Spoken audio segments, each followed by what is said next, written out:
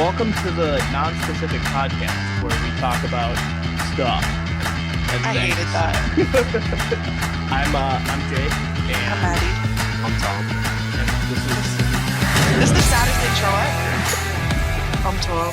we got a really, really fun episode ahead today. We have interviewed the one, the only Kenneth Pelzinski. Yep. Also known as Ken Cal. Also known as DJ KK. Also known as Dug Deep. Dug Deep. All of these references will make sense in about 20 minutes to y'all. But before then, I don't know if you guys noticed, but Trevor Zegras, the zebra, is on the NHL 23 cover. I don't know if y'all noticed, but both Jake and I have tweeted about it. Actually, Jake, you have been really like balls deep in this discourse for some reason. So actually, I don't know why, but it's so weird. There's like this beef between Wings fans and Zegras. I think it's because of the Calder race. It is. And I think I know like the NHL posted that one really cool Zegras goal like a billion times and people were getting really tired. Wait, which one? Yeah. So I guess here to get it out of the way, I'll do both sides of the opinion so that I can That's weird. Then you can decide which opinion of mine you want to take as fact.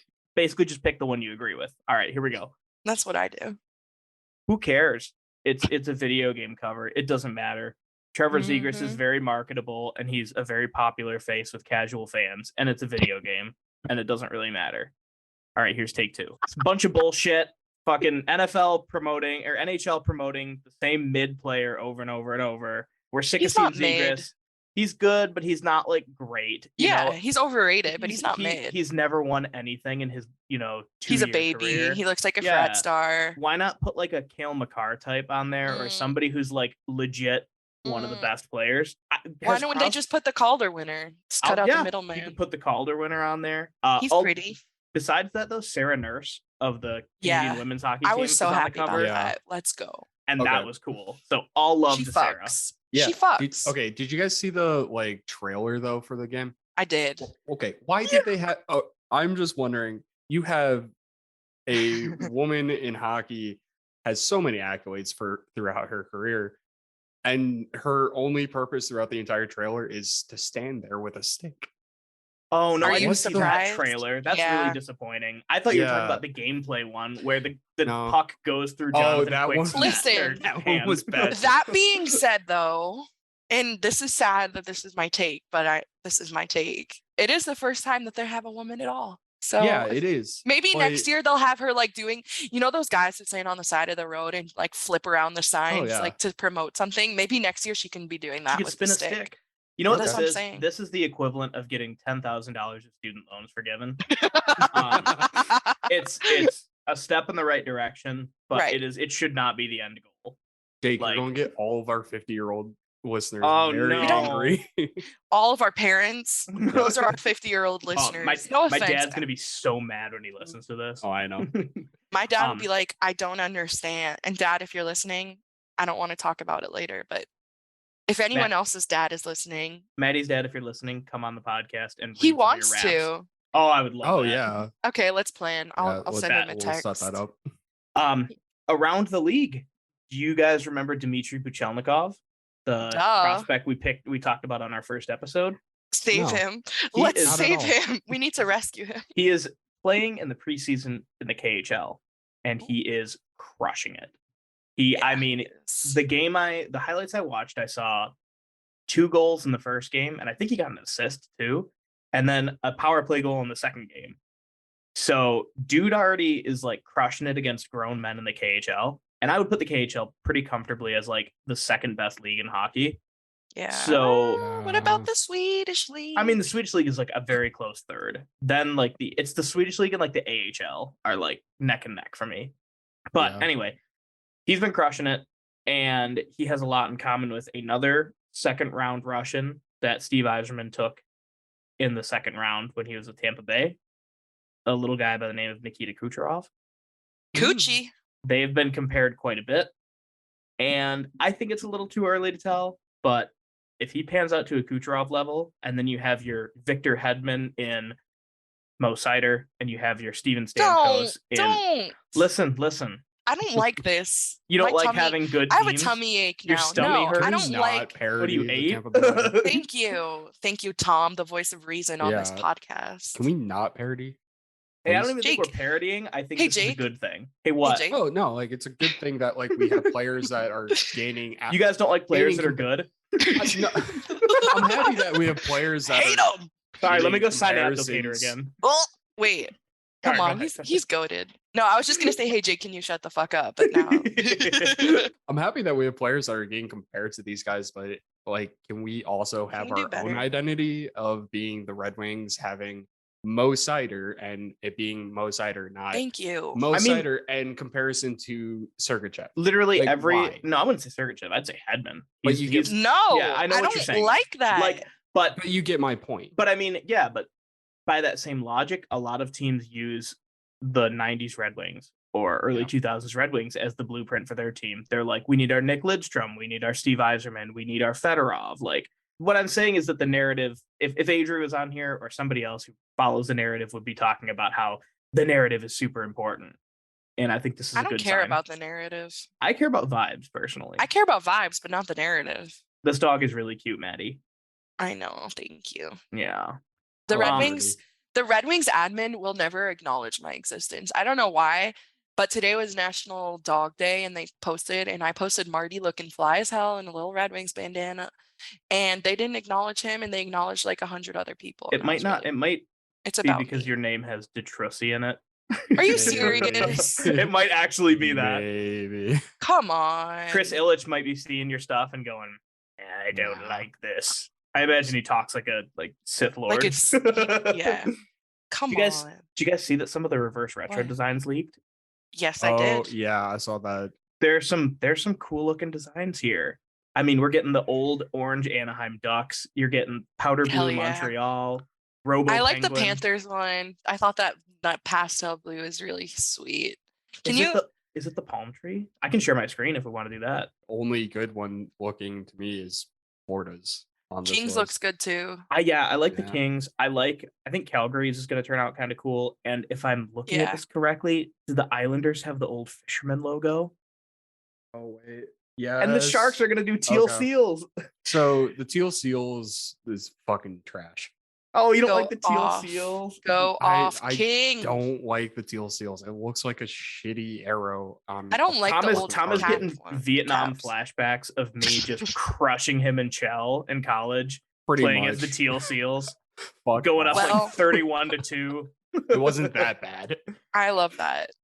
I will admit I lost, but it wasn't 31-2. It was. I remember some pretty brutal losses. There were but some brutal ones. I'll admit. Wait, why are we talking about it? Because the we're not important on thing there. about the reverse retro thing is everything leaked, but the Detroit design. Right. I don't know what it's going to be. If I it looks- legitimately have no clue what it could be. I hope it's like our 50s logo. That's my favorite The one. fat tire. Yeah. Yeah, I love the fat tire. Duh. Or like the barber pole jerseys. I liked those. It kind of does give me like little candy cane vibe. Yeah, it does. It does. I'm sorry. We can do better. It's Okay. it's a hard jersey to pull off. If It they can is. somehow It figure is. it out, good on them. I'll buy it. But like, it's such a hard. Red, I'm gonna jersey buy to it no matter pull. what. Yeah. Well, as long as it doesn't look like that Yeah. shitty like gray one. I'm gonna from still last buy year. it. I'm gonna still buy it. I don't give Oh, a yeah. Simp shit. energy. Well, that's what we're here for, boys. So now we can transition pretty normally and definitely regularly, and not chaotically. just abrupt into the That musings was rude. I'm sorry. I'm around sorry. the Detroit sports world. This is my favorite segment. Cat team bad. Tigers, What is that? Oh, The Tigers. Tigers are bad. They're Yeah, they're that's not still new. bad. You said news. Oh, okay. I'm Yeah, going that's to not I'm going to a exactly football new. game, and I bought my first football jersey. So let's talk about me for a Okay, minute. wait. Let's talk about okay, Yeah. Jakey. Whose Who's on the did you jersey? buy? I got Whose Amon Ra jersey? St. Brown's jersey I love because him. I think he has a cool name. I And would have bought Rodrigo's jersey if I had oh watched. my god, he can I mean, I spit love right Amon into Ra, my but- mouth. My bad. Going back to St. Brown Inside though. thought. Is it an inside thought? Because I did tweet it a few weeks ago. And then I was watching Hard Knocks with my dad last week and he came on the screen. He's like, what do you think about him? And I was like, He was like, he's going to be a promising player for the Detroit Lions. Not the only thing you could be promising for. Rodrigo, if you're listening to this, if you're listening, join the Maddie Bachelorette thing. I would shit my pants. The link is in our Twitter bio at 313 Hockey. You'll see it when you get No, there. there's no contest if he enters. I'm sorry to everyone. To the 300 other men who entered. The 312 other men. Rodrigo, if you enter, you'll be the 313th one, which automatically makes you a winner. Wow. Anyway, yeah, the Tigers, I honestly, and I don't do this lightly, I stopped watching them. So whoa. I know, I stopped. I couldn't watch them anymore. I still have tickets for like one of the last games of the season. It's like Michigan night, and I'm getting like a Tigers like maize and blue hat. That's pretty cool. Yeah. So I still have tickets for that. But other than that, even like they've been on and I've just not put them on, which is weird because I usually will have them on or on the radio no matter what. To me, I've given up on them. This is harsh, but like I go to baseball games and I always have a great time because they always remind me of like hanging out with my parents when I was a kid and like, going and doing things. But like, like once it gets to this point in the season, my eyes kind of glaze over. Yeah. I mean, if we were good, it'd be something else. But yeah. And, I want to go to a game, one, if they're good, or two, if I can get drunk for cheap. And I can't get drunk for cheap either because it's like a $15 beer. The beer costs more than the 12. Tickets. It does. Yeah. You can just pregame in my place, but that's true. That being said, I will still be at the season opener next season, but I'm not going to be happy about it. I want to go to a Lions game this season. I have an extra ticket now to the home opener if you want to come on September 11th. Wow. We'll celebrate 9/11. Yikes. Anyway. All right. So with that being said, I think it's time to introduce everybody to our guest. Don't you agree? This week we have a very special guest joining us. We have Ken Kal from the Detroit Red Wings, our play-by-play announcer that I think everybody listening knows. Ken, how's it going today? Everything's going well today, and I was just talking to you guys before the schedule's going to pick up a little bit after Labor Day, so kind of enjoying the last weeks of summer here, but I'm actually excited about getting going. I think it's going to be a good year. You heading up to the prospect tourney? Yeah, prospects tournament. We're leaving on the 14th, and then after that, it's training camp, the preseason, and then starting the regular season. So yeah, it'll be pretty busy. No kidding. Yeah, we're all excited. Well, we'll try to take it a little easy on you here so that you can save all the heat for later. I'll start off with a fun question. Well, it's more of a tell us a story. So you've been in the business for what, 30 something years now? Quite a while, right? Right. If you count the college years, yep. It's I think like 38 years, going on 40, something like that. Wow, that's crazy. Yeah. You've got decades under your belt. So could you tell us a fun fact or a story about like somebody in the front office or like a player that maybe most people don't know? Well, obviously there are so many great players that have played for the Red Wings. And one of the stories I can remember is Igor Larionov. And obviously he was part of the Russian Five. And there was a story that I was told one time, and I believe it because I know the kind of guy that Igor Larionov is, but he had such great vision on the ice. And, he's one of the leaders out there when the Russian Five were on the ice. But there was one particular game where his vision was so good that he had control of the puck, and the other team that we were playing had too many men on the ice. And Igor had possession of the puck. He actually skated over to the linesman while he still had the puck and other players were chasing him. And he told the linesman, he goes, "Hey, the other team has too many men on the ice." And then he passed the puck away, and then he got the puck back, and he skated back over to the linesman again and said, "No, really, count them." He goes, "They have too many men on the ice." And sure enough, they counted too many men on the ice, and the Red Wings got a power play. But that's just, the sport is so fast, and for someone to have vision like that is just amazing. So that's one of the stories. There's so many of them, but that's one that really, I have a hard time believing, but it's true. I have a follow-up question to that one, and just talking about things from back in the day, watching hockey. And today, if something like that were to happen, they just roll back the tape and they check how many men were on the ice. So as you've been in the game for so long, are there any other things like having the cameras that have changed how you do your job just with technology coming and developing? Well, that's a good question. And before I answer that question, I can remember Gordie Howe play, and I saw him play in the last part of his career. Back then, they only had one referee. Now they have two, so they have an extra set of eyes out there. And with all the cameras and everything that they have now, I'm not so sure Gordie would get away with all the stuff he got away with back in the day. Yeah, you had to always keep your eye out for Gordie whenever he was on the ice. At least that's what I was told. But, I think technology is good now. I like some of the rule changes that they have. And I just think that you just look back at COVID a couple of years ago when we didn't travel with the team and we broadcast the away games at the Joe off a television screen. And that was strange. And I remember when they told us that's how we were going to call a game. And to be honest with you, as a play-by-play guy, you never look at the television monitor except for when there's a replay or if there's a penalty and you want to see something happen, or, when you go into a break or something like that, but you're always calling the action on the ice. So when they told us we were going to be in a room and we were going to be looking at a television monitor calling the game and you're at the mercy of the TV camera, I was shaking my head. I'm saying, I don't know how we're going to be able to do this, but the camera angles were good. And there was only one time where we had a little bit of an issue, and that was when we came back from a period and the TV froze and we just kept talking for, like 3 or 4 minutes. And then when they came back, there was a goal that was scored and we had to describe it. But again, that's just the way it is. But technology is great today. It's a lot better than what it was before. And that's just an example of what we had to go through during the COVID situation. You've got to think on your feet a lot with your job, don't you?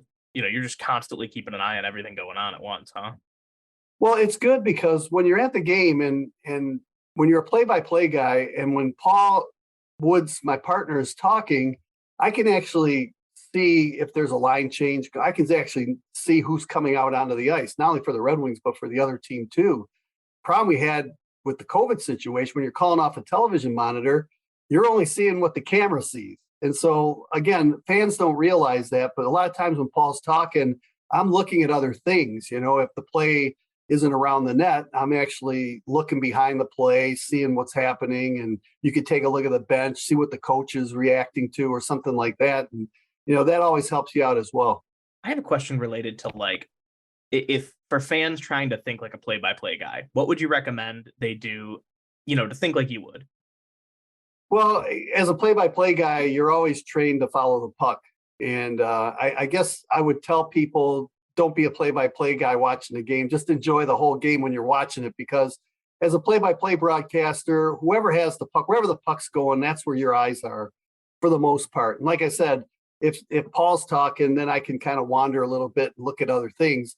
But to be honest with you, I think you get more enjoyment. I miss so much. I mean, really, honestly, like Paul would see a bunch of stuff that I don't see because I'm so focused on the puck. And if something happens behind the play, he sees that, but I don't. And so, you're kind of focused in on wherever the puck goes as a play-by-play guy. At least that's how I was trained. Great. Tom, you're up. Okay. Sorry. I was getting in from the office super late and sat down right as everyone pulled in. Did you catch your breath yet?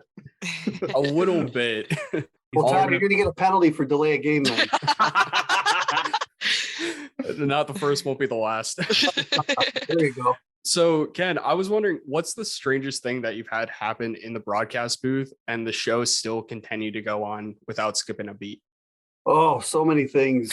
Really, I mean, it's hard to describe because what the fans don't know sometimes probably surprises them. I remember one time I was sick in Buffalo. This was right before Christmas. And before every commercial break, I was running to the bathroom and, I upchuck a little bit there. And then I had to come back and then start the game where we're going. And I remember I was sick as a dog, but as they say in the business, the show must go on, right? So there's one thing there and no one could tell. No one could tell. That's what you have to do. And the other thing too is it's such a long season that a lot of people ask me, they say, what's the hardest thing about your job? And to me, it's staying healthy. And when you're traveling and players are getting sick and you're on the plane and you're going to catch a cold and, like sometimes I've missed games because my voice is gone. It's inevitable over the course of a long season, you're going to get sick and you're not going to feel good. And the hardest part is making sure that you're ready to go, even though you might not feel 100%. it's not a job where you can call in sick, and say like, oh, I'm not feeling good today. Although things have changed now, if you're sick and there's COVID and you test positive, obviously you can't do the games. But really, it's trying to make sure that you're healthy and ready to go each and every game. And there's other things, Tom, that happened. I remember one time we called a game at the Joe, and I think it was against San Jose, and the pipe broke in front of us, and we had water from the suite. We had water pouring down in front of our broadcast booth, and you can't see it on radio, but it was like doing a game in the rain, and we were calling the game, and it was a whole period before they actually fixed it, and they were moving people out of the section.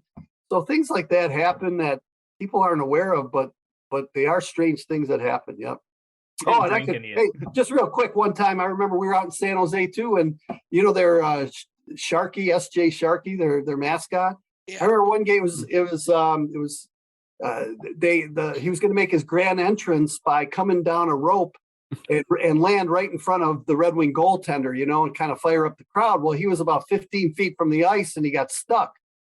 And he's hanging by this rope, and obviously he got all tangled up, and the game is delayed, and Scotty Bowman was throwing a fit on the bench because the game was delayed, and it took like 20 minutes for them to finally crank this guy up to the rafters. It was like a Three Stooges movie where they kept pulling the string, and he kept hitting his head on the rafters before they could get him up and get him out of there. So yeah, a lot of strange things happen. I'm glad that happened to the Sharks. Oh, that's so funny. Yeah. That is good. So, like, when you said you were playing like a lot of games, or you've done some games like sick before, so I guess that makes you and Michael Jordan kind of like, kindred bonds, because he had the flu game. So that was your flu game, right? Oh, there's so many times. It's hard. Like when you're a play-by-play guy in hockey, you're talking all the time, and your voice starts going. It's not the best situation out there, and I feel sorry for the listeners that have to put up with someone whose voice isn't 100%. And usually for me, it takes a week to clear up. I remember Bruce Martin used to do some games and he'd sound horrible. And then the next game, he sounded great, and still trying to figure out how to remedy myself like that. But, that's what happens. And again, it's not like any other job where you can call in sick and let somebody else come in and do it. You just have to find a way to get the job done. It's kind of like playing hurt if you're a player. Tom, didn't you have something written here about Bruce Martin? Yeah, actually. I was wondering, Ken, what was it like to fill in the shoes of Bruce Martin coming in from U of M and doing play-by-play there to doing play-by-play with Detroit? Well, Tom, trust me, I knew the situation I was coming into, and we all remember the Riz and Rathbun situation when Ernie Harwell was fired. The difference here is Bruce retired. He wasn't fired. He wasn't let go, and that's a little bit of a different situation. I think what helped me out too is the team was really good. My first season, they won 62 games. So obviously they were winning a lot. If they weren't winning, I'm sure the fans would be all over the broadcaster. This guy's terrible. Why do you bring him in, or something like that? But he was a role model for me. I listened to Bruce Martin, and to me, he was one of the greatest hockey announcers. I still think he is, that the Red Wings ever had. He was so good at what he did and calling games. It was an honor to bring him back in 1997. He got to call the cup-winning goal scored by Darren McCarty. And just to be able to work with him, it's kind of like Dan Dickerson working with Ernie Harwell there a few times. And me, to be able to work with him and to be able to work with Bud Lynch, when he was the play-by-play guy. These are guys that I listened to growing up as a kid, and be able to work with them even just for one game with Bruce was really exciting for me, and I'll always remember it, never forget. Yeah. Imagine that first day, you probably had to feel a lot of pressure on you going into that game. Well, yeah, I mean, but, obviously, too, you're prepared. Like, I spent 11 seasons at the University of Michigan, and I was ready. I was ready to make the move up. And, maybe if I was 2 or 3 years in at Michigan and an opportunity came in, maybe I wouldn't be ready. But I really worked hard at honing my skills to be ready when the opportunity came. So yes, I was nervous. I'm not going to lie to you and say I wasn't. I remember my first game in Denver. It was against the Avalanche, and that's when they first came into the league. And wouldn't you know it, that was the team that beat the Red Wings out in the playoffs. And I remember being nervous a little bit, but once the game started, it was just like calling a regular game. So, it was just exciting, to be able just to broadcast one Red Wing game. I'm from Michigan. I'm from Detroit. And they're my favorite team, obviously, right? I mean, they're my hometown team. And Yep. let's face it, as a broadcaster, a lot of guys don't get that opportunity to be able to call games for their hometown team. They have to go somewhere else and have a career somewhere else. But I was fortunate enough not only to be at Michigan, and I'm a Michigan fan, and I like Michigan State too. But I was always a Michigan fan. Be able to work there under Red Berenson, and then come here and be the announcer for the Red Wings. It's been a great career so far, and I'm looking forward for good things ahead as well. Actually, that brings up a really interesting question that I have. As both a fan of the team and also play-by-play guy, do you find it hard to separate your fandom from like the game itself, or do you think that it's something that you've gotten better with as time goes on? No, you know what? I'm a fan, and I want them to win just like everybody else. But you have to be a professional too, and you just have to call the game. My job is to call a game and not really editorialize. I leave that up to Paul Woods, But he can do whatever he wants as far as how he wants to, critique the team. But sure, like there are some games where, if it's a tough loss or you lose in the playoffs, obviously after the game when you're not on the air, you're a little bit upset. But while you're doing your job and you're broadcasting, you just have to be professional and call it as you see it and move on. So this question stems from actually when we were emailing about setting this up, but we noticed as you were emailing that Ken Cal is actually a shortened version of your actual name. Is it okay if we talk about that? That's All fine. right. So I was like shocked when we got the email and it said Kenneth Kalczynski. So I wanted to know, how did you get, this brand of now Ken Cal, and how come you don't go by Kenneth Kalczynski? Well, that's a good question. It all starts back from my DJ days, and I went to Wayne State University. You DJ'd? I was a DJ before I became a hockey announcer. Graduated in '79 from Wayne State with a broadcasting degree. But while I was at Wayne State, I was a DJ, and I did a top 40 type radio station. No way, that's so cool. A program. And so one of the program directors there said, if you're doing top 40 radio, you might have to cut your name or use a different name or shorten your name, So I'm starting to think like, okay, maybe I change my name to Ken Smith, Ken Henderson. I'm thinking of all these names, right? And in the radio business, let me tell you something. In the radio business, sometimes like if you go to work at a country radio station, this is how it was back in the day. They might look at like a country artist, and you take your last name as a country artist. So you'd say like Ken Presley or something like that. I don't know. You wouldn't do that. But like, and that's how it works. But I said, you know what? Ken Cal is good. It's short. It's sweet. It's to the point. A lot of my friends called me Cal anyway growing up. They never called my last name Kalczynski. But so I said, yeah, I'll go with that. So it's stuck. And that's what I used ever since, then I went to Ann Arbor and I worked out at a station, WAAM. I did a middle of the road format. My name was Ken Cal.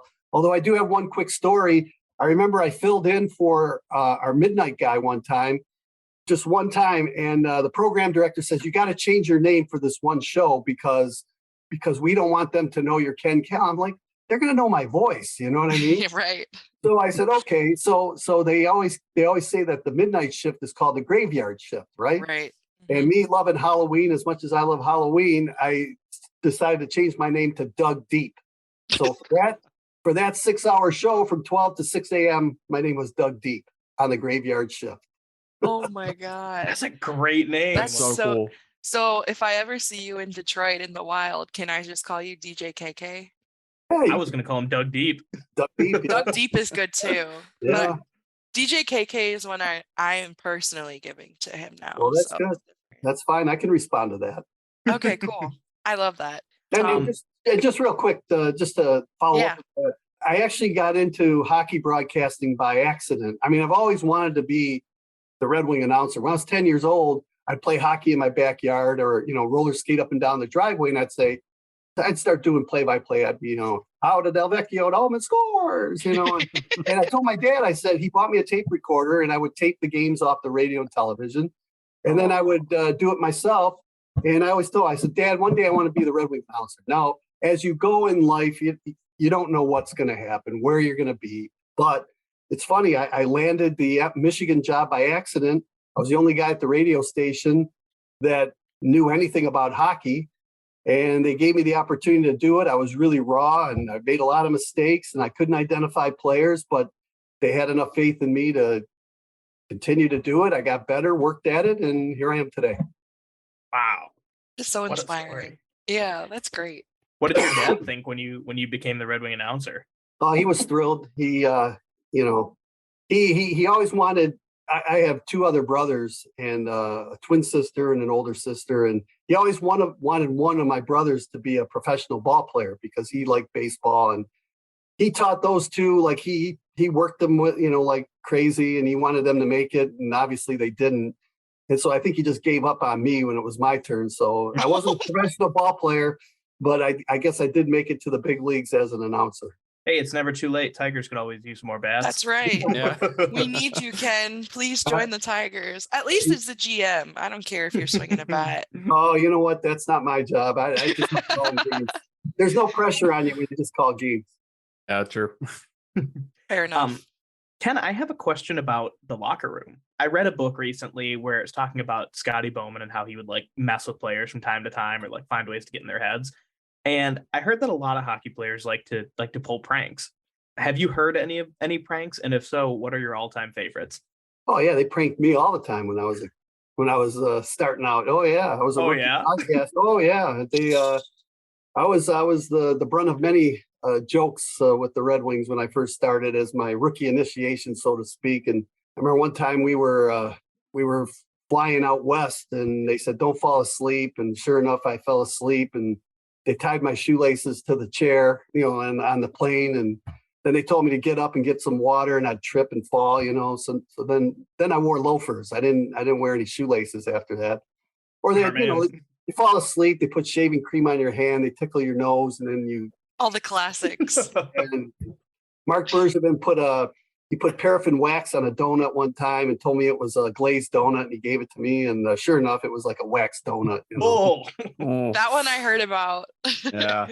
But the best jokes though are players will come in, they'll buy a brand new pair of really expensive shoes, and then they're talking about how great their shoes are and stuff, and then when they come back off the ice from practice, they're nailed to the ceiling. You know what I mean? And or players that buy expensive clothes like a sport coat, and then what they'll do is they'll sew the arms shut, with threads. So things like that happen. It's just it's all in good fun. And I don't know how much they do now. Things have changed, but back in the day, it was a little bit different. Just guys being dudes. Yeah, exactly. We're really big in pranks team too. Bonding. Team bonding, just guys being dudes. Love that. We're really big into pranks on this podcast, Yeah. So you're giving us ample ideas on how we're gonna mess with people on opening night. Don't take my advice here. I mean, don't share my stories there. DJ Doug Deep approved. All right. I just had one more question. And actually, this is how I knew about your donut story. I listened to your bit with Carly, and you talked about how you actually were in the medical field and then you transitioned into becoming a broadcaster. So like just thinking about that, how did that happen where you were in this other profession and then did something happen and then you just wanted to follow your dreams, or what went down so that you were able to go and now work in hockey? Well, Maddie, I guess it goes to the Doug Deep story too. When I was young and I was trying to figure out what I wanted to do, and I wanted to go into college, I didn't really know what I wanted to do or what I wanted to be at that particular point. And I had a friend of mine who was an undertaker, and his dad was the undertaker. He said, "Listen, if you go to mortuary science school, says you can be an apprentice at my funeral home, and then you'll have a job when you get out." So I'm thinking like, hey, great. It was a 3-year program, a little bit of apprenticeship, and at least I have a job coming out of college, right? So that was my original thought, that was why I was going to go to college. Well, my freshman year, I actually walked by the radio station. I've always loved radio, and I said, I'm going to check this thing out. It seems like I'm not a member of a fraternity or anything like that, and maybe this would be something like fun while I go to school, and maybe if I could get on the air, it'd be a lot of fun. Well, I enjoyed it so much that I changed my major when it was time to change a major, and I went into radio broadcasting. But when I got my degree, I was working weekends in Ann Arbor as a DJ, and I needed something to pay the bills. So I got involved in medical sales, and it was a home infusion company. We provided IV therapy for patients coming out of the hospital. And at the time, it was a new thing where, you had to convince the doctor to have the patient come home, and we would provide the IV therapy and a nurse to teach him how to do it himself. And it was cheaper, and it would save money. And, and at the time, doctors were like, oh, that's my patient. He's got to stay in the hospital. But it was getting so expensive that, this was kind of the new trend. And this was 30 some years ago. So, again, as far as you, Maddie, just, follow where your heart goes, and it'll lead you in the right direction if you just let it go. Do you want a younger play-by-play announcer? Do you have a position open? Hey, Tom is our radio guy. Well, I always say this to aspiring broadcasters, I'm not going to do this forever. So there's going to come a time when, someone else is going to have to take over. So anybody who's out there, I'm not retiring anytime soon. So I just want to let you know good. But with that said, down the road, that's going to happen eventually. It happens to everybody. And whether you're an athlete or whatever business you're in, and, I'm not getting any younger. So I'm really hoping that this team can turn around and we can get going again and hopefully win another Stanley Cup. I'd like to have one for the thumb. I've got 4 rings right now. One for the thumb would be good. I'm very jealous. That's amazing. And I hope that we also get one for the thumb. That'd be pretty cool. That's what we want. That would be awesome. Ken, I have a couple community questions that some of our listeners sent in. Who is your current favorite non-Red Wing and your favorite Red Wing of all time? Oh, wow. I guess Gordie Howe would be my favorite Red Wing of all time. I wish I would have known him better. I got to know him a little bit later in life, but he was great to watch. Even as he was winding down his career with Detroit, he was just an amazing talent out there, and tough as nails, could handle himself. If you crossed him the wrong way, look out, he was going to get you. He could shoot right or left-handed, and he was just an amazing talent out there. And I wish I would have seen him in his prime. But yeah, I'd say he was my favorite player. I liked Marcel Dion too when I was going to high school. He was my favorite Red Wing. And it was a situation that we're kind of in now where the team wasn't very good. We were looking for a superstar. He came in and he made an immediate impact, kind of like Steve Yzerman when he came in. Unfortunately, after 4 years, he left, went to Los Angeles, and I was heartbroken because I really liked him. He was a terrific player, had a great career, scored over 700 goals. And as far as a player now or a player that I've seen, who would be my favorite? Yeah, obviously Nick Lidstrom was, the guy was great. You could come up to him, he'd talk to you anytime. One Nick Lidstrom story, when Sweden won the gold medal at the Olympics, right? Right before the Olympics, we were on the road and they brought in his new gloves, his gold and blue gloves. And so he's trying them on and he throws them over to me at the morning skate. He says, "Hey, Ken," he goes, "break these in for me." He says, "Wear them all day and break them in for me," So I go back to the hotel room. I didn't know if he was joking or not, but here I am. I'm like putting them on and I'm walking around the room. I'm trying to do my notes, with his gloves on. And you know what? I wish I would have taken a picture of it, but I didn't, But That's I wore those things all afternoon. They were sweaty and everything, and I came down to the locker room before the game, and I gave it to him and I said, "Nick," I hope I broke them in good for you. I wore them all afternoon. But eventually those were the gloves that he went on to win the gold medal with. And I was hoping that he would give me the gloves, saying like, "Hey, I broke it in for you." But he never did. Oh my God. Nick Ken Kell Lidstrom is a Swedish gold medalist. That's what I've gotten from that story. Nick Lidstrom, if you're listening to this episode, Nick, Ken wants his gloves. I get an assist, I guess, on that. Yeah. Yes. Yeah. Well, it sounds like you got the magic touch, like just That's breaking some equipment and the magic comes to life. I just hope they don't give me any other equipment because I don't want to break any of that in anymore. So once it's enough. So I have a couple non-hockey fans that listen to this podcast that are friends, family, you name it. Give us your sales pitch to either a casual or non-hockey fan listener on why they should be a fan of the Detroit Red Wings. Well, just be a fan of hockey in general. Mm-hmm. All I have to tell people is just go to a game live. If you go to a game live, you'll be hooked on the sport. If you try to watch it on television or try to listen to it on the radio, it's not going to work. But if you're a fan, or if you're somebody that doesn't know anything about the game, grab a ticket, go with somebody that knows the game, and go to a live event, live hockey game. And I guarantee you 100%, once you're there and you see the crowd and how they react and the beauty of the sport, how fast it is, how exciting it is. Hopefully there'll be a couple of fights too. You'll be hooked on it. So that's my advice to a non-fan or somebody that doesn't know anything about the game of hockey. And I'm telling you, that's what hooked me. My first game I ever went to at the old Olympia, I was like, oh, man, I can't wait to come back again. It was just an amazing event. Well, Ken, it's been great talking to you. Thank you so much for coming on. Well, wait a minute. We can't end the show. We can't end the show right now. We got to talk a little bit about the team, right? Please. Yeah. You're That's right. fine by me. We talked a half hour about me. Let's talk about the team a little bit and how excited we all are, right? I mean, bring it. It was a great summer. As I mentioned, it was busy. We signed some terrific free agents out there. We have a new coach in Derek Lalone. Had a chance to meet him.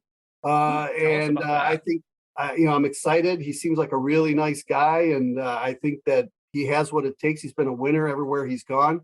The players that we picked up certainly are going to add a lot of depth to this team, like Dominic Kubalik, Andrew Kopp, Ben Sherratt, Oli Amada on the blue line, and David Perron up front. I think Perron himself will make our power play better. I'm excited to see Verana have a terrific season. I mean, he only played a partial season last year, but he really lit it up. I can't wait to see him have a full season and see how many goals that he can score. I think Mo Sider and Raymond were terrific last year. I expect them to get better. I think we have some depth right now that we didn't have maybe in years gone by. And goaltending, it was a nice pickup to pick up Billy Husso. So, I mean, we're really excited. Now, with that said, I want to remind fans that, I think we got better, but I think a lot of teams in our division got better too. So, True. I'm crossing my fingers and hopefully that we get a break and that we're better defensively and that we can score some goals and maybe knock on the door for a playoff spot. That certainly would be exciting for the fans. But with that said, I think we're heading in the right direction. And I'm excited about Edvinsson. I hope that they're going to give him every opportunity to make the team. I like Berggren. I like Soderblom. He's a big 6'7" forward. You don't see many massive dude forwards. So, and then Albert Johansson back on the blue line. We got McIsaac, who's been in the minors for a while. So things are really looking good. We've got some really good prospects, and Grand Rapids will see these players before we do. So they're in for a real treat because I think the guys that we've drafted over the last several years under Steve Yzerman are going to be really good Red Wings one day. So we have a series called, an idea I have called Bounce Back or Breakout. Basically what we do is we're going to pick a player that we think is most poised to bounce back after a tough season, and then the one most likely to break out. So with that being said, who are your bounce back and breakout candidates? A guy that's been, he's not even going to start the year is Robbie Fabry. And the problem with Robbie is he always seems like he's injured, and I think he's going to miss a month or 2 months of the regular season. But I would say that he would be my bounce back player. I'm hoping that he comes back 100% and he can get in there and really be a part of the second or third line, sometimes on the first line. So he would be my bounce back player. And what was the other one? Who was the other player? The breakout. So who do you think is going to have a big breakout season? Big breakout season. I'm going to say Jacob Verana. I think Verana is going to be. He's extremely talented. I think he needs to learn how to play better on the defensive side of the puck. Mm-hmm.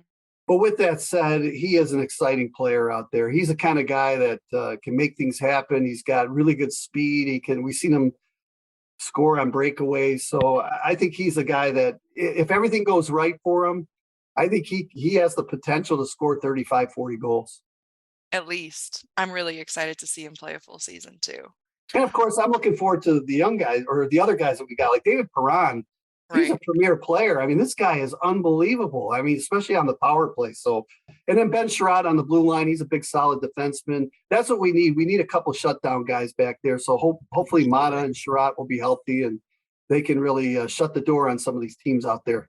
And in more recent news, we just saw Zadina is finally signed to a 3-year contract today. What are your thoughts on Zadina and his season? Well, you know what?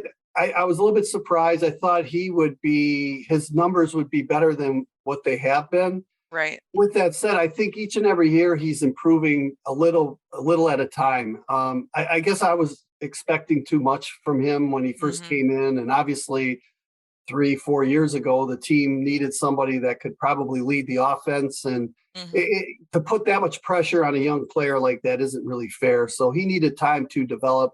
But I think overall he's getting a little better. He's moving, moving in the right direction, moving north. And again, I just think that he's got a terrific shot.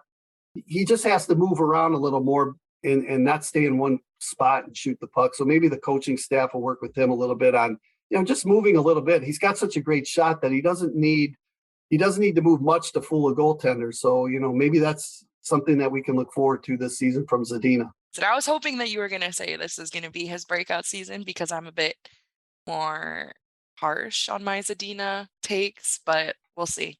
But you know what, Maddie? If he does have a breakout season and he has a career year, that's only going to be a bonus for the Red Wings this year. Of because course. I think they've got players right now that will really be very good offensive players. So going into the season, Ken, what do you see as the Red Wings' biggest strength? I think depth more than anything else. I think finally, for a change, they've got some players that can score goals. And, if they stay healthy, they play like they did last year, plus with the new guys coming in, Raymond's going to be a solid player. You can pencil him in for probably 17 to 20 plus goals, if not more. Larkin's going to be Dylan Larkin. He's going to be steady and sound. Bertuzzi, I think, he's proven over the years that he can put the puck in the net and he can be a good, solid two-way player. And then the new guys, like I said, David Perron will be solid up front for Rana. I think Dominic Kubalik could be a dark horse. He's not a guy that's going to be Mr. Fancy Pants out there. He's not going to put moves on people, but he's a big, tall winger, and his job is to get open. And if they can get a center iceman like Andrew Kopp, let's say, to get him the puck, he can put the puck in the net with the best of them. So I'm just excited that I just think they're more of an offensive threat, and that's something that they haven't been able to do. The key, though, to me, is they have to be better defensively. In this league, you can't give up 312 goals and expect to make the playoffs. So, that number's got to come down dramatically. And I think if they play well defensively as a team, and their defensemen are a little bit more solid this year, and Mo Seider continues to move up the ranks, and the goalkeepers, Nedeljkovic and Husso, stay healthy and can do the job in goal, then those numbers will go down and they can win some more games. If you would have told me at the end of last season that you would have now been saying that our biggest strength is depth, I would have laughed right in your face. But I'm really happy and excited about the season and agree. We have gained so much depth in the off season. So we're all super excited to see how that plays out. Well, Maddie, you're right. I mean, we didn't have depth in the past, and that was one of the things. If Raymond or Bertuzzi or Larkin went down with injury, who was going to come in and help out? And the key too is I've always said this: your top line isn't going to carry you the whole season. There's going to be times when your second, third, and fourth line need to help out and chip in offensively, and we just didn't have the talent and the players to do that. But now you look down our lineup. I mean, geez, you look at our second line, maybe. I don't know if this is going to be our second line, but I was just going through. You got Larkin, Raymond, and Bertuzzi. That's your top line. Then maybe you have Kopp, Verana, and Perron as your second. Fabry, when he comes back with Pius Suter and Dominic Kubalik, Rasmussen moves down to the fourth line. And then you've got other guys that you can pencil in as being your fourth line players. And then you look in the minors. If somebody goes down with injury, or Zadina, I forgot about him, Maddie, sorry, but you put Zadina up there too. But if you look at the young talent we've got, is Edmondson good enough to make it? What about Berggren, Johansson, Soderblom? I mean, these are all guys now that can come right in and be a solid force out there too. So the depth is coming. The young players are there, and I just think that that's a positive right now for this Red Wing team, and we're only going to get better in that department. Who's a team that's been rebuilding around the same time that the Wings have that we should keep an eye out as potential rivals down the road? Because the one I've got my eye on right now are the Ottawa Senators. Yeah, I would say that too, especially when they got the Brinket right now, right? Yeah. And Giroux. Goaltending might be a little suspect for them still, but obviously they've gotten better. I think Buffalo's gotten better too. They're not going to they're not going to blow teams out, but they're going to be pretty solid. I think the Islanders will be pretty good too. They made a coaching change, but last year I throw out their record because they played their first 15 or 16 games on the road, and they fell into a hole right there because their arena wasn't ready. So I think they're going to be good too, and Montreal will be a little bit better. I think they'll struggle some nights, but obviously they've got the goaltender and Carey Price that can take you a long way. Well, he might be done his career might be over. I think he's out this season. He is out this season, right? Yeah. Okay. Yeah. I did. You know what? I didn't read that. So see, that's news to me. You broke news. Wow. I broke news to Ken Cal. That's right. What a day. What's up with him? What's the story with Carey Price? So I think he got surgery this offseason. I'd have to double check, but I know he was coming back. That's what I thought, but no. Yeah, I think he's planning on spending the season out because he had a knee injury, so he's going to be out the entire year, and he's wondering about like his long-term future. Oh, okay. So it looks like they might be in trouble in the net too. I mean, what do they have? Jake Allen and question mark? Question mark, right? Oh, okay. Well, that's good. Hey, that's great. But then that means we don't have to worry about Carey Price. That's true. I could see the Anaheim Ducks being a good rival down the road too. I mean, what with how they built their team, they structured their team fairly similar to us. We already had Mo game against Seagrass as our own little mini rivalry. Well, it's a good thing we only play them twice, so but right. Pat Verbeek used to be the AGM for the Wings, and now he's GM for the Ducks.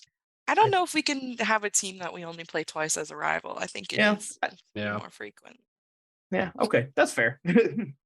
But there's some great teams in our division. That's the problem that we're going to have is Toronto, Tampa Bay, Florida. I don't think they're going anywhere. Tampa might start dipping a little bit, but they're still a solid team. I think even Boston. Boston. They might struggle early on because I think Marchand's not there, right? He had hip surgery or something. So hopefully maybe they dip a little bit and maybe the Red Wings can move up. But even on the other division, the Metropolitan Division, there's some great teams. Like the Rangers are good, the Hurricanes are good, Pittsburgh's still going to be good. The Islanders, I mentioned them. Philly's Philly, but I think with their new head coach, I think they'll improve a little bit. They'll be tough and hard to play against under Tortorella. Columbus got Goudreau. I mean, there's. I was saying a couple episodes ago that there's like an arms race going on in the East. Like, they've just been adding star player after star player. I mean, Florida got Kachuk. Like, there's just more and more coming in. Yeah, what's going on with that? Like, it seems like every trade is all these top players are coming east. We need we need to go back to the Western Division, I think. We do. I was just thinking that being in the Central again. Yeah. We can hate the Blackhawks harder than we do already. Well, awesome. Ken, thank you so much for coming on. This has been such a cool time. I really appreciate you taking the time out of your day to do this. Well, Jacob, it was great. I'm sorry I couldn't make it the last time, but I'm glad things worked out right now. And I'm glad we were able to hook up before the season because it's going to start getting busy. And just one thing out there for Red Wing fans, don't be too positive. Don't be over positive about this team coming up, but enjoy it because I think this is going to be a season that is really going to get better as the year moves on. Let's keep our fingers crossed. Hopefully we can be injury free, and let's see what this team can do. And I think it's going to be an exciting team, and I think we're moving in the right direction. And I think several years from now we're going to be a top notch team. And the other thing I want to tell Red Wing fans is watch these young players develop before your eyes, because I remember when Steve Yzerman came in, he was an 18-year-old kid, had a chance to watch his entire career. Now I work for him, but I mean, it's the same thing with Mo Seider and Raymond and Edmondson and all these young guys I talked about. Is they're going to play 1,000 games for the Detroit Red Wings. You're going to see them for a long time here. And they're going to be a part. The next time the Red Wings win a Stanley Cup, these guys are going to be a part of it. So just watch them grow in front of your eyes and enjoy every moment that you have with them. You can only watch a star be born once, I suppose. That's right. That's true. Not if you're a Red Wings fan. We can keep watching stars come in. True. All right, cool. Thank you so much again, Ken. Yeah, all right. We really appreciate it. Yeah. Congratulations on the podcast, and hopefully we can do this again towards the middle or the end of the season. And definitely, that would be fantastic. We'd like that. Hopefully we can, do it again, and we'll see where the progress is going. Absolutely. Right on. Okay, so that was Ken. I mean, what a great interview he was. Honestly, one of the easiest people I've ever gotten to talk to on this. My favorite part is when you were like, well, thanks, Ken. He's like, no. He goes, well, hold on. He's like, we're not done. We still need to talk about the team. I love it because like to me, that was like overtime hockey where it's like anything that comes in is just bonus. It's That free was hockey. amazing. So It's free hockey. It's free real estate. Guy is free real estate. Guy is like a fountain of wisdom. He is. Yeah. So I'm really was so excited that we good. got to have him on. In the future, we are planning on getting a few more guests before the season starts, including the one and only Darren McCarty. We're still working out the details of that, but I can guarantee you that he will. You're just gonna blue ball everyone like that. Yeah, dude. Yep. Like, what the So hell? stay tuned over the next couple weeks. We'll be posting something with some questions. Please don't ask him about the fight night because I'm sure he's been asked that a billion times. And also you can listen to anything else where he's answered all those questions. If you are listening, and I sure hope you still are, the Bachelorette, Hockey Bachelorette is coming up very, very soon. September 8th at 8 p.m., we will be hosting an event where you yourself can win a date with the Maddie of 313 Hockey. We're going to be announcing the finalists of the initial form that we released this week. So there'll be probably 5 to 7 of you receiving an email. Keep an eye out on your inbox to make sure that you are one of the lucky winners. And if you haven't seen it on the Twitter page, we are actually going to be giving away a nice little puck on the day of the event. It's autographed by him, and it has I think it's called like a Fanatics like hologram. So if you want to win the Lucas Raymond puck, or if you want to win a date with Maddie, make sure to come by 313 Hockey's Bachelorette, September 8th at 8 p.m. We'll be donating all of the proceeds raised to Detroit Ice Dreams, a nonprofit dedicated towards raising awareness and equipment for the inner city kids of Detroit and helping them truly make hockey for everyone. May I add, though, they don't only work in Detroit. It's true. It's a Detroit-based nonprofit, but they're helping kids throughout the country. Anyway, that I think is all we have for today. Do you guys have anything else you want to add? I love you guys. I love you too. Oh, We're so happy. I'm so happy that it's the three of us doing this. oh my God! I hope this is not part of the no at the end of the podcast. that It said- might be. It probably is. Okay, cool. Well, that's all we have for today. We Aw. love you all listeners. Every single one of you, we love you. And we will see you next week. No.